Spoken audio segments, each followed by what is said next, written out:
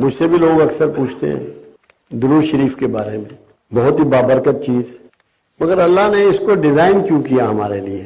قرآن حکیم میں پروردگار کہہ رہا ہے کہ میں اور میرے فرشتے رسول اللہ پر درود بھیجتے ہیں، اے ایمان والو تم بھی درود و سلام بھیجا کرو۔ کیوں ڈیزائن کیا؟ درود کا مطلب کیا ہے؟ دعا، پرے فار پروفٹ۔ تو معاذ اللہ کیا رسول اللہ ہماری دعاؤں کے محتاج ہیں یا ہماری دعائیں ان کا کچھ سنوار سکتی ہیں؟ یہ کوڈ ہے جس کو ہمیں سمجھنا ہے۔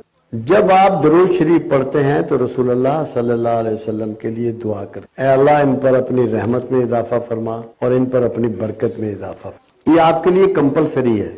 آپ نے اگر زندگی میں ایک نماز بھی پڑھی ہوگی تو درود شریف پڑھ لیا، کسی جنازے کی نماز بھی ادا کر لی تو درود شریف پڑھ لیا۔ یہ کیوں اتنا باؤنڈ کیا؟ کیوں اتنی پابندی لگا دی آپ؟ درود شریف دعا ہے۔ قرآن حکیم میں واضح بیان ہے کہ جو تمہیں دعا دے اس کے بدلے میں یا اس کو ویسی ہی دعا دو یا بڑھ کر دو، یا بڑھ کر اسے دعا دو۔ اور رسول اللہ صلی اللہ علیہ وسلم کو اللہ نے اہتمام فرمایا ہوا ہے کہ جو بھی شخص درود پڑھتا ہے، درود بھیجتا ہے، وہ اللہ کے رسول کو اس کے والدین کے ناموں کے ساتھ پہنچایا جاتا ہے۔ درود شریف پڑھنے والے کے والدین کے ناموں کے ساتھ رسول اللہ صلی اللہ علیہ وسلم کو پہنچایا جاتا ہے۔ تو جب آپ کا نام لے کے وہ دعا پہنچائی جاتی ہے تو قرآن کے مطابق رسول اللہ صلی اللہ علیہ وسلم پر بھی یہ قانون لاگو ہو گیا، جو تمہیں دعا دے اس کو اس کے بدلے میں بہتر دعا دو۔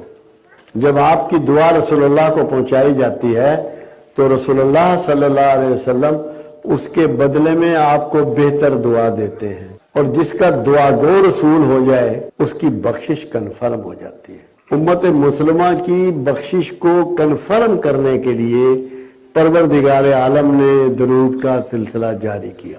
اس کو ہمیشہ کرتے رہیں اور یہ ذہن میں رکھیں کہ آپ کا درود رسول اللہ صلی اللہ علیہ وسلم کو پہنچایا جا رہا ہے اور وہاں سے اس کے بدلے میں بہتر دعائیں آپ کو نصیب ہو رہی ہیں۔ تو آپ کی بخشش کا یہ اللہ نے بندوبست فرمایا کہ چاہے بھلے آپ نے زندگی میں ایک ہی دفعہ پڑھا ہو تو آپ کو ایک دفعہ تو دعائیں آپ سے مل گئی۔